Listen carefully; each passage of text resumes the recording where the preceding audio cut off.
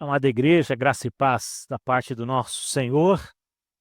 É com grande privilégio que mais uma vez nós vamos abrir as nossas Bíblias, vamos meditar, estudar, aprender acerca do que Deus tem para nós nesta noite. Eu quero pedir toda a sua atenção aqui a esse momento e quero convidá-lo também a abrir a sua Bíblia lá em 1 João, no seu capítulo 2. E nesta noite nós vamos seguir dos versos 15 até o verso de número 17. Eu vou repetir para que você possa encontrar. Nós já temos aqui projetado à frente, 1 João, capítulo 2, dos versos 15 até o verso de número 17. Assim nos instrui a palavra do Senhor. Não ameis o mundo, nem as coisas que há no mundo. Se alguém amar o mundo, o amor do Pai não está nele. Porque tudo o que há no mundo, a concupiscência da carne, a concupiscência dos olhos e a soberba da vida, não procede do Pai, mas procede do mundo. Ora, o mundo passa, bem como a sua concupiscência. Aquele, porém, que faz a vontade de Deus, permanece eternamente. Aquele que faz a vontade de Deus, permanece eternamente. Amada Igreja de Cristo, ao longo desses últimos domingos, nós temos caminhado juntos, estudando aqui a primeira carta, ou a primeira epístola, como diz a nossa revista atualizada, do apóstolo João. E ele escreve essa carta, ou ele escreve as cartas, que nós ainda estudaremos, com um propósito muito claro, com uma meta muito definida, com um objetivo muito claro. E esse objetivo é nos dar segurança da nossa salvação. Esse é o objetivo que o apóstolo João tem em mente. Ele quer dar aqui para nós a segurança, tanto para aqueles que eram, digamos assim, os seus remetentes naquele momento, quanto para nós, igreja do Senhor, nesse tempo, nessa hora. Ou seja, ele diz que aqueles que creem no nome do Filho de Deus têm certeza da sua salvação. Ele quer, meus irmãos, que nós saibamos, de fato, que nós temos a vida eterna. E é por isso que João apresenta aqui o que nós já chamamos aqui de vários testes, ou digamos assim, critérios pelos quais nós podemos avaliar e discernir se de fato a nossa fé é verdadeira. E a preocupação do apóstolo João é porque ele sabia que muita gente às vezes queria até ensinar na igreja, mas não dispunha de uma fé verdadeira, ou seja, não professava de fato, de coração, uma fé no Senhor Jesus. E já vimos que, dentre esses testes, ele diz que aquele que está com Cristo, ele anda na luz. Nós vimos que também aqueles que estão com Cristo, e nós lemos esse texto na nossa liturgia hoje, eles confessam os seus pecados. Nós vimos também, meus irmãos, a importância da obediência à palavra do Senhor, como um sinal claro de que eu e você conhecemos a Deus. E João, como um sábio pastor de almas, como aquele que ama a igreja, ele intercala esses testes com algumas palavras de encorajamento. Ele não quer que a igreja fique triste, olhando, parece que eu não estou passando muito nesses testes, mas ele quer encorajar. Ele quer, como um pai que vê o seu filho, às vezes, não acertando muito, mas que fala, continua, vamos junto, vai dar certo. Como alguém que incentiva, que confia, que encoraja. Ele quer encorajar os seus ouvintes. Nos versículos que precedem a passagem que nós lemos hoje, os versículos 12 a 14, do qual nós falamos na semana passada, ele nos lembrou, falando daquela linguagem bonita de filhinhos, pais e jovens, das bênçãos espirituais que eu e você temos em Cristo Jesus. Ele falou dos pecados perdoados, ele falou do conhecimento do Pai, ele falou da vitória sobre o maligno, ele falou da força, ele falou da permanência na palavra de Deus. E agora, meus irmãos, imediatamente após os encorajar, logo após dar aquela palavra de ânimo, o apóstolo João nos traz uma exortação que é importantíssima. E eu diria para vocês que ela é crucial para nós, que entendemos a palavra de Deus. Ele nos confronta com um dos maiores desafios da vida cristã. Uma advertência que se encaixa aqui plenamente do que nós chamamos de os testes morais. Ele quer confirmar a autenticidade na nossa fé. É como se ele perguntasse assim para nós: você, de fato, acredita em Deus? Ou você só acha? Ou você só leva isso no discurso? E a passagem que nós estudamos, ou melhor dizendo, que nós estudaremos agora, trata dessa nossa relação com o mundo. E ele vai dizer dessa incompatibilidade que existe entre dois amores: o amar a Deus e amar ao mundo. É por isso que o meu tema desta noite é o amor que permanece. É desse amor que eu quero falar hoje. O amor que permanece. Esse é o título da minha mensagem. Porque, irmãos, o amor ao mundo e aos seus desejos, ele é incompatível. Ou quer dizer, não dá para encaixar, não dá para colocar junto. Ele é incompatível com o amor a Deus. E cientes, meus irmãos, dessa natureza efêmera das coisas desse tempo, de como tudo é muito passageiro, é muito rápido. Nós temos o contraste com a eternidade da vontade de Deus, que é eterna, que é boa e que é agradável. João, então, aqui nos apresenta esse contraste, que eu diria para vocês, ele é radical.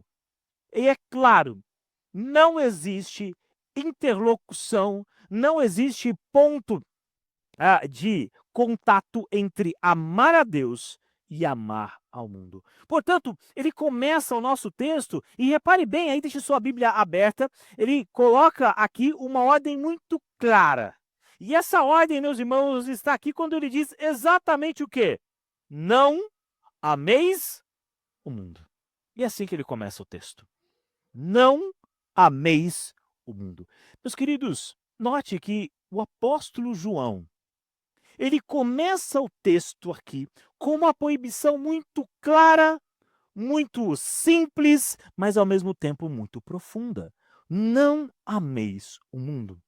Mas para que a gente olhe para isso, para que a gente entenda essa passagem, é condição importantíssima que a gente entenda o que significa o mundo. Porque talvez, e você já ouviu essa expressão, aliás, dentro do jargão, digamos, evangélico, é muito comum a gente falar isso, né? Olha, isso é do mundo. Não, eu não ouço música do mundo, né? A gente faz até uma piadinha sobre isso. O que seria música de outro mundo? Mas a expressão mundo aqui, João se refere aqui, dentro desse texto, dentro do contexto da passagem, dentro do livro, ou melhor dizendo, dentro da carta, ele quer dizer que são as coisas que não as criadas por Deus que são boas, mas o mundo aqui é como um sistema oposto a Deus. Essa é a definição em suma. É um sistema que se opõe à vontade de Deus. Me permita aqui explicar isso com um pouco mais de detalhes. É como se eu dissesse que é um reino hostil a Deus. Um reino onde o domínio é dos falsos mestres, um reino onde o domínio é dos falsos profetas, o que nós podemos também chamar aqui do reino do anticristo. E lembra que a Bíblia fala sobre anticristo, aquele que se opõe a Cristo, e diz que nós vamos ver ao longo desse tempo vários anticristos, até que a gente veja o anticristo antes da consumação do tempo. Portanto, é um lugar entregue ao maligno e que, portanto, precisa ser derrotado. Essa expressão, em outras palavras, aqui usando aqui outros teólogos também, eles dizem o seguinte: é um sistema satânico que odeia a Cristo e que, portanto, se opõe a ele. Portanto, a partir de agora, toda vez em que eu me referir à expressão mundo, é isso que eu quero dizer. Um sistema que se opõe a Deus. Logo, meus irmãos, o cristão, ele deve se manter afastado do mundo. Por quê? Por causa do que ele é, mas também por causa do que ele faz. Porque o mundo, nesse sentido, ele não só é mau, mas ele também nos leva a querer desejar o que é ruim. Ele nos leva a querer desejar o que seduz os nossos olhos, mas o que nos leva também para o pecado. E essa negação também se dá, meus irmãos, por quem nós somos.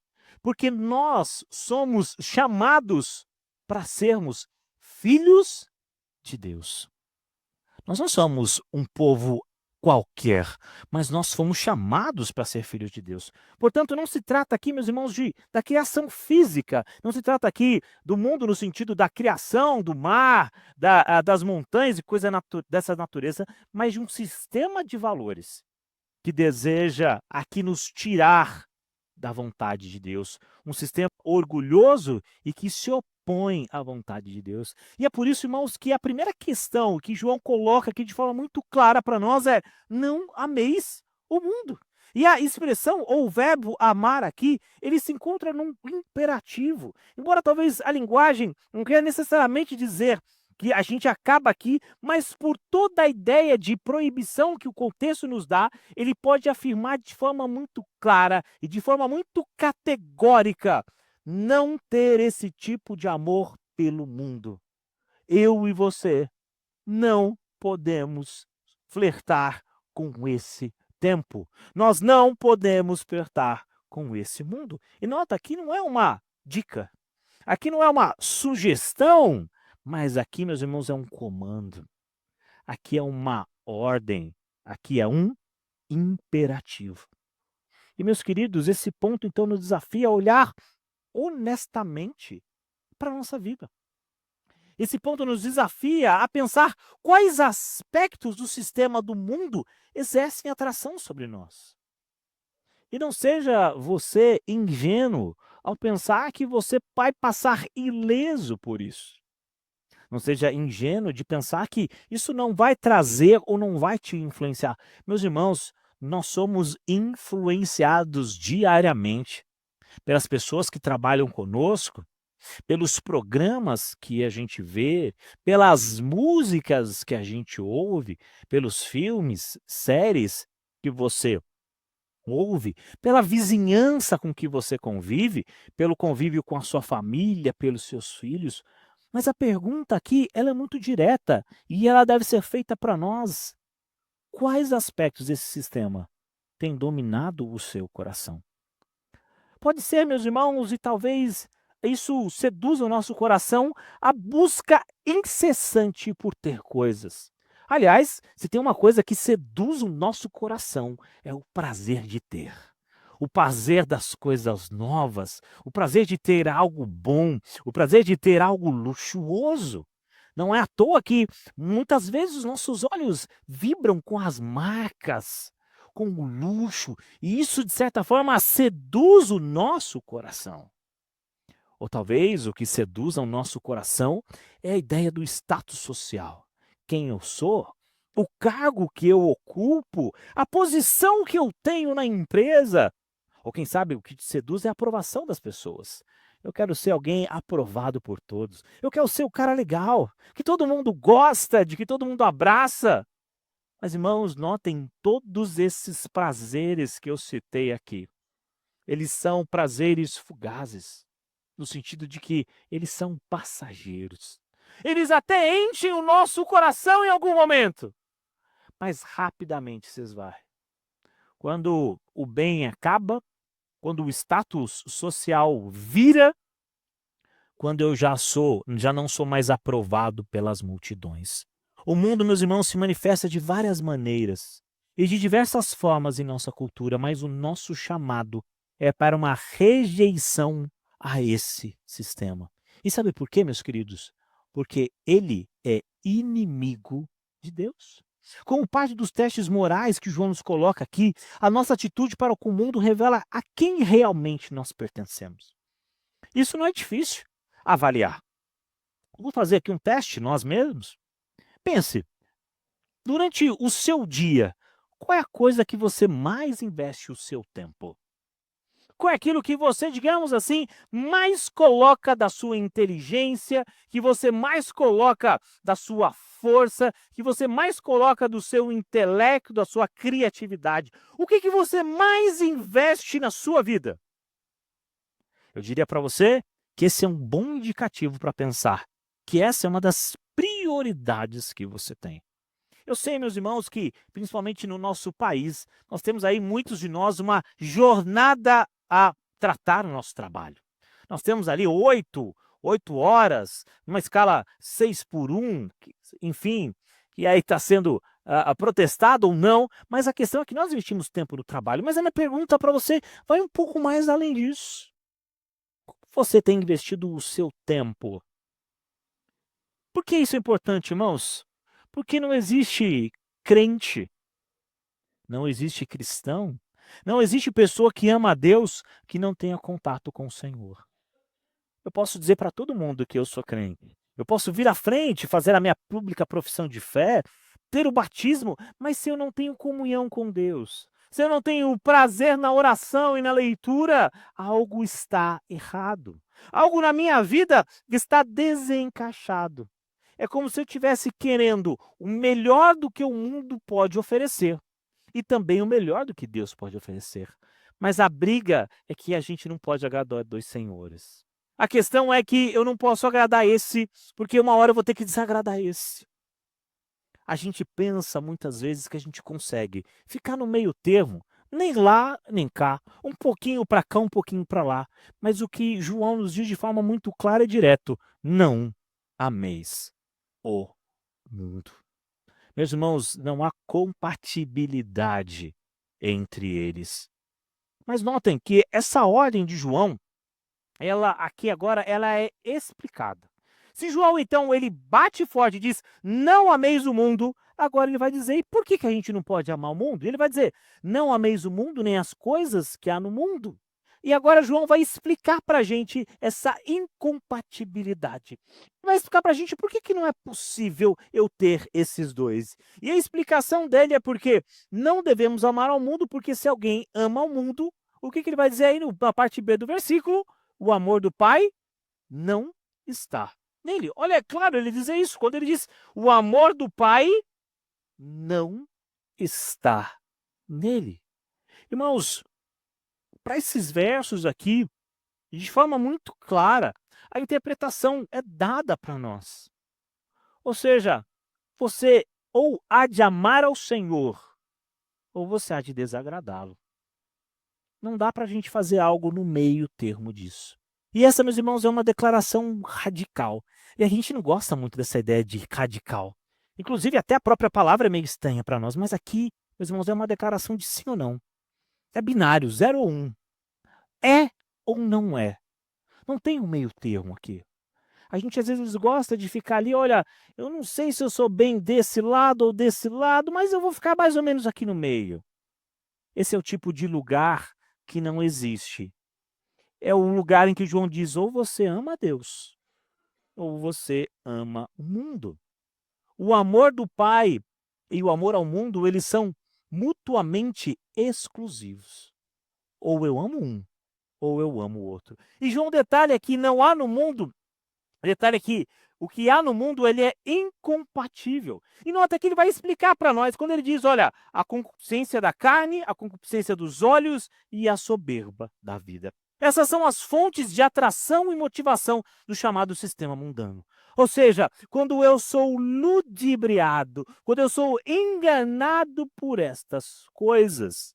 Mas nota, irmãos, ele enfatiza aqui a ausência total do amor do Pai, onde o amor do mundo prevalece. É como se eu pudesse dizer assim, olha, você tem 2 copos na sua frente. Ou você tem um bem cheio, ou você tem outro bem cheio. E talvez você fale, mas pastor, eu não posso encher um pouco ou dar a metade de cada um pouquinho aqui, um pouquinho lá. O João radicalmente diz para nós, não dá. Não dá para agradar 2 pessoas. Não dá para agradar 2 senhores. Não dá para ter um coração dúbio. Não dá para ter aqui dúvidas ou isso. Porque, meus irmãos, o versículo 16 mostra para nós o que é isso.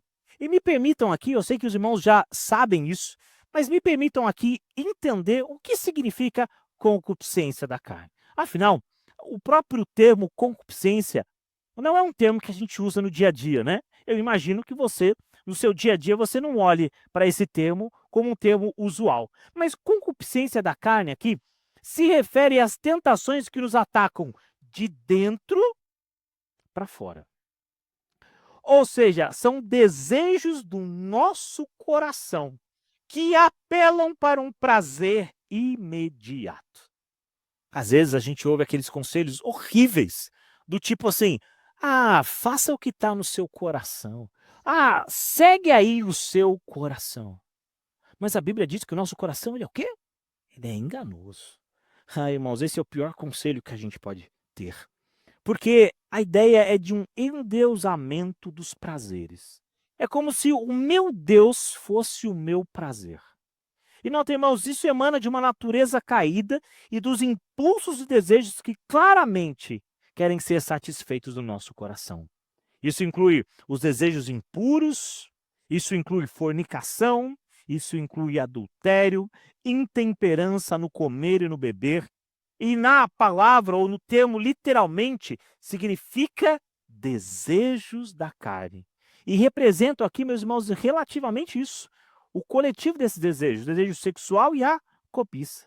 E ele diz que esses desejos são malignos. E sabe por que é maligno? Porque ele me afasta de Deus. Sabe por que ele é maligno?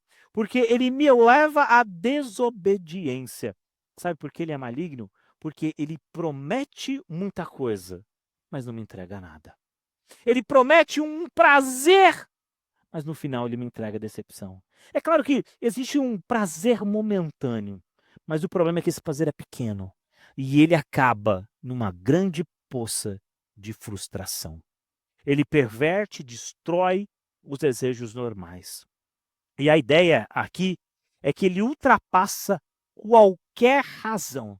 É como se eu dissesse assim: eu vou dar vazão para tudo o que eu quero fazer. Isso, meus irmãos, normalmente acontece com aquelas pessoas que acham que não precisam prestar contas para ninguém. Que acham que porque tem um status social, porque tem valores financeiros, porque tem poder na sua empresa, eles dizem: "Eu não preciso de ninguém". Isso é concupiscência da carne. Mas nota que agora, num segundo momento, se ele fala da concupiscência da carne, João também nos apresenta a concupiscência dos olhos. Lembra que eu disse que a concupiscência da carne é de dentro para fora? Agora é o contrário. A concupiscência dos olhos representa as tentações que nos atacam de fora para dentro. É a tendência a ser cativado pela exibição do que é externo. É a ideia de olhar para o belo, mas separado da bondade.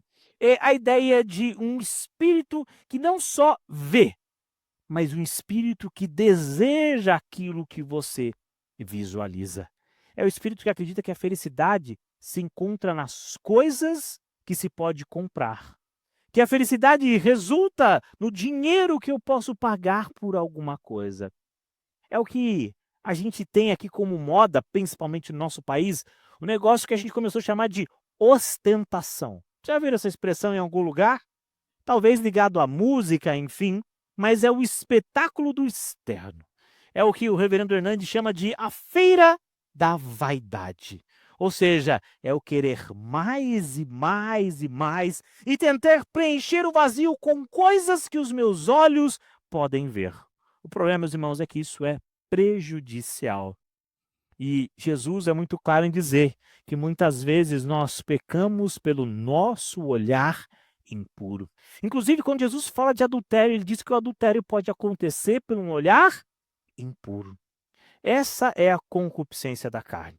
Então, ele diz: olha, isso daqui é o que o mundo dá, a concupiscência da carne, a concupiscência dos olhos, mas ele acrescenta aqui, meus irmãos, um terceiro aspecto aí, e acompanha comigo aí na sua Bíblia, quando ele diz sobre o quê?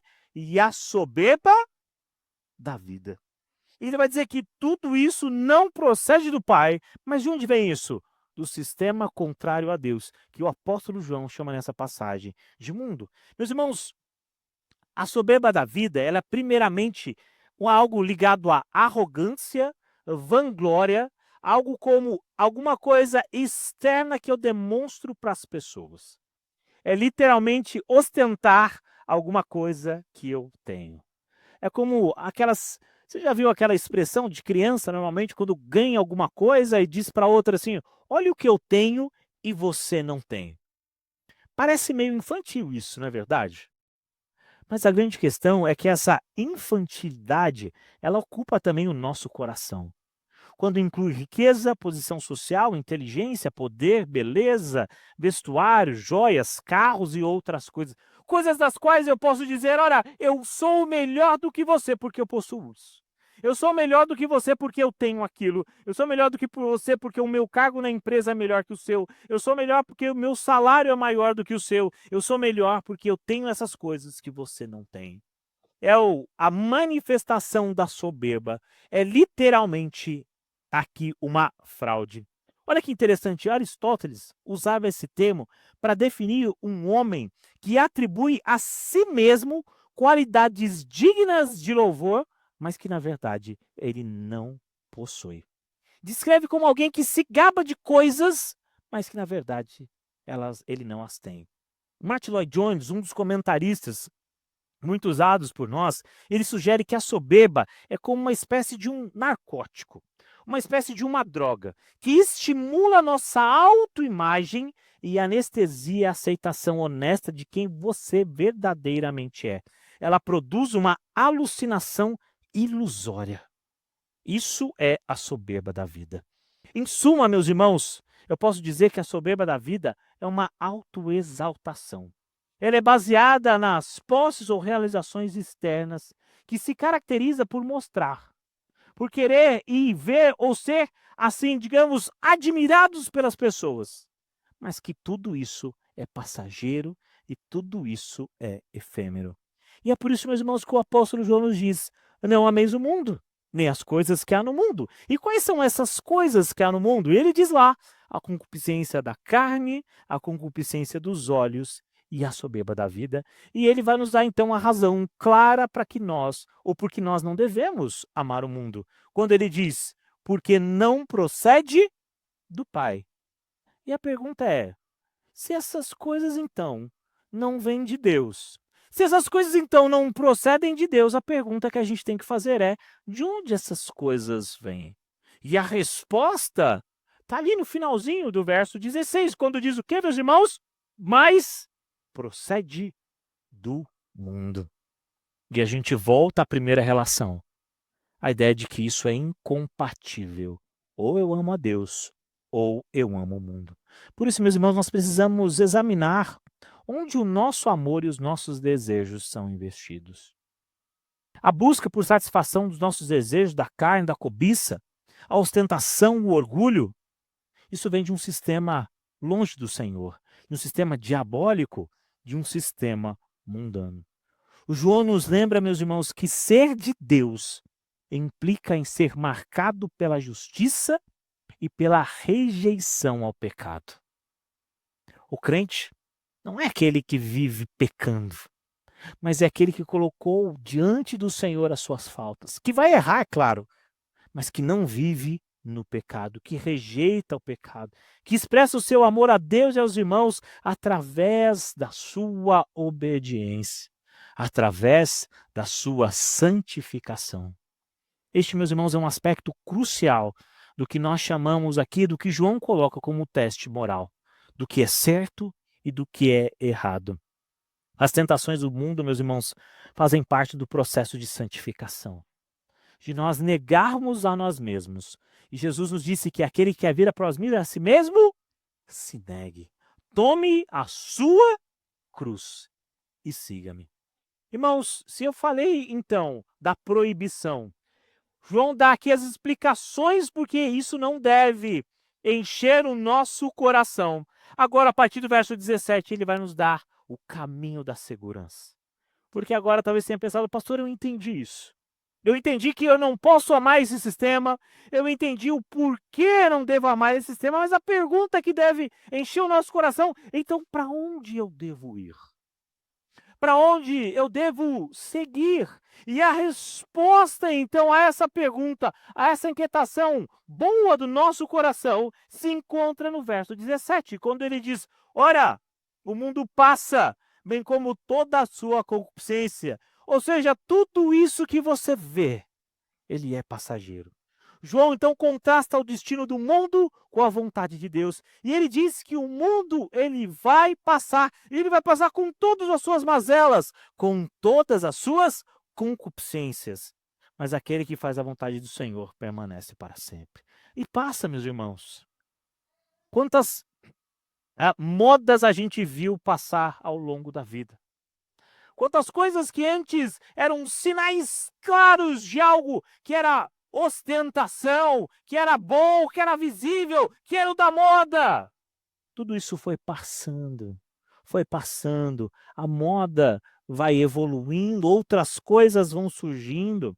O mundo, com toda a sua atração, com todos os seus desejos, ele tem um fim que é certo. Porque aqui, meus irmãos, o que a gente toca, o que a gente pega, é temporário, é efêmero. Isso acaba. Mas os que são de Cristo mantêm uma ligação distanciada com esse tempo, com esse mundo. Porque, meus irmãos, é assim que a palavra de Deus nos diz que nós somos. Quando o autor aos Hebreus fala para nós, ou nos classifica, sabe como é que ele fala que os crentes são? Sabe como ele chama, ou melhor, como ele nos chama lá na carta aos Hebreus? Ele diz que nós somos estrangeiros e peregrinos. Sabe o que isso quer dizer? Que esse mundo, que esse lugar, que essa terra não é a nossa parada final. Ele está dizendo, olha, essa não é a sua casa, esse não é o seu lugar definitivo, mas pelo contrário, você é um estrangeiro, pelo contrário, você é um peregrino. E mais à frente, no capítulo 13, ele diz, não temos aqui, presta atenção nisso, irmãos, não temos aqui cidade permanente, mas buscamos o que há de vir. Não temos aqui cidade permanente. Nós buscamos o que há de vir. Em contraste, fazer a vontade de Deus, meus irmãos, não é algo que passa, mas é algo que permanece. A vontade do Senhor, ela é eterna. O que eu estou falando para os irmãos aqui, meus queridos, tem consequências eternas para com a nossa vida. E não importa muito se você acredita ou não no que eu estou falando, porque o que a palavra de Deus diz. Embora você possa, talvez, ter as suas opiniões sobre determinados assuntos, me perdoe ser franco com você, mas eu preciso ser. Elas não valem de nada contra a palavra do Senhor, porque a palavra do Senhor é a verdade de Deus. Fazer a vontade de Deus é o oposto de amar o mundo e é a evidência prática de que nós estamos no amor do Pai. Mas a pergunta é, sabe qual é a vontade do Pai? A vontade do Pai, meus irmãos, está na Escritura. Quando Paulo escreve à igreja em Colossos, diz o seguinte, a vontade do Senhor é que tenhamos pleno conhecimento dela. A vontade de Deus, meus irmãos, não é algo a se consultar de vez em quando. A vontade de Deus não é algo que a gente vai pensar assim, eu vou dar uma olhada hoje qual que é a vontade de Deus. Vou lá no meu site de buscas e vou perguntar qual que é a vontade de Deus para mim hoje. Não é a cor da roupa que eu vou sair hoje ou a paleta das cores que eu vou usar, mas a vontade de Deus, meus irmãos, é aquilo que deve controlar quem nós somos. Para o cristão, não se trata de saber apenas ou de determinar o que é certo ou o que é errado, mas a pergunta-chave é: isso é a vontade de Deus para mim? Essa é a pergunta que diariamente, constantemente, deve estar no nosso coração. Essa é a vontade de Deus para mim? E Deus revela a sua vontade por meio da sua palavra. Lembra daquele salmo bem conhecido nosso? Salmo 119, 105, vocês lembram? Que diz o quê? Lâmpada para os meus pés é a tua palavra e luz para os meus caminhos. Aquele que está longe de Deus, meus irmãos, não anseia pela palavra do Senhor. Quando ele lê a Bíblia, pouco aproveita ou praticamente nada. Mas o cristão é aquele que separa um tempo. É aquele que valoriza cada momento de meditar na palavra do Senhor, que leva a sério a sua vida de oração, que sabe da importância que isso tem para a sua vida, que a palavra do Senhor é a revelação da vontade de Deus. Meus queridos, o mundo que nós vivemos, ele é transitório. As coisas passam, as pessoas passam, nós passamos, mas a vontade do Senhor permanece para sempre. O cristão, meus irmãos, é aquele que está na vontade de Deus. E olha como Jesus nos diz isso lá no chamado ou na chamada oração sacerdotal em João 17, quando ele diz que nós fazemos parte do mundo espiritual. Cristo nos enviou, meus irmãos, para esse mundo com o propósito de sermos testemunhas. Nós não somos aqui. O cristão, meus irmãos, não tem como evitar estar dentro desse mundo, e a gente sabe disso. Mas nos compete a não nos tomarmos a forma desse tempo, mas nos compete lembrar que nós não somos daqui. Que aqui eu e você somos estrangeiros. Que o amor ao mundo, ele é oposto ao amor de Deus. O amor ao mundo é o amor que Deus odeia. É o amor do qual o cristão deve se guardar a qualquer custo. Portanto, a pergunta crucial que você tem que sair daqui respondendo é: você está investindo o quê na sua vida? Nas verdades eternas de Deus ou no que é efêmero? Para você, o mais importante é a etiqueta da sua roupa. O mais importante é o carro que você anda, o emprego que você tem, a casa que você mora, aquilo que te dá o prazer momentâneo. O mais importante está em Deus. Se a sua resposta é para o prazer momentâneo, eu tenho que te dizer o que a Bíblia nos diz. Tudo isso é passageiro. Essa felicidade, ela acaba. A felicidade da festa do final da sexta-feira acaba no sábado de manhã. Mas aquele que está com Cristo tem a vida eterna, tem a felicidade eterna. E eu quero então, meus irmãos, concluir a minha mensagem desta noite, dizendo para vocês o seguinte: João nos apresenta aqui um teste moral, importante para nós. Nossa relação com o mundo, como se dá? Não podemos amar simultaneamente o sistema oposto a Deus e amar ao Pai. O amor pelo mundo revela que o amor do Pai não está em nós. E o que há no mundo, seus desejos, sua soberba, isso não procede de Deus. Mas eu queria dizer para você que há esperança. O caminho da segurança, da permanência, da certeza genuína é fazer a vontade de Deus. O mundo e tudo o que ele oferece passará. As nossas carreiras, o nosso status, os nossos valores, as nossas contas, tudo isso é efêmero. Mas fazer a vontade de Deus é investir no que não é efêmero, é investir na eternidade. Não é colocar no que é passageiro, que amanhã acaba, mas é colocar lá. Eu queria terminar fazendo uma ilustração. Pense na diferença entre construir duas coisas. Há um tempo atrás, não muito tempo atrás, nós tínhamos ali uma rede social, que os irmãos vão se lembrar ali, que todo mundo estava nessa rede social. Mas ela acabou. Ninguém mais se lembra dessa rede social. E até o próprio nome é engraçado, quando a gente fala: olha, você lembra lá do Orkut? Todo mundo fala, os mais novos até balançam a cabeça, mas o que é isso? Isso acabou, isso passou. Assim como vai passar as que a gente tem hoje. Algumas já estão indo, a gente usa pouco, porque tudo isso, irmãos, é o quê? É efêmero. Deus nos chama a construir não num mundo digital, mas Deus nos chama a construir junto dele na eternidade. Portanto, imagine agora o que você está colocando as suas forças.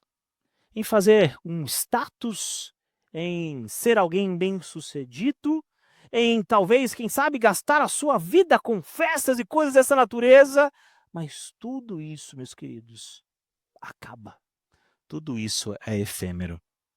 Agostinho, num dos suas belíssimas homilias, ele diz o seguinte: agarra-se a Cristo, pois ele se tornou temporal por você, para que você possa tomar parte na eternidade. Agarra-te a Cristo, pois ele se tornou temporal por você, para que você possa tornar parte na eternidade. Meus queridos irmãos, que Deus nos ajude a viver assim, para a glória dele, para o louvor dele, para aquilo que permanece, para aquilo que é eterno. Que Deus nos abençoe, meus queridos.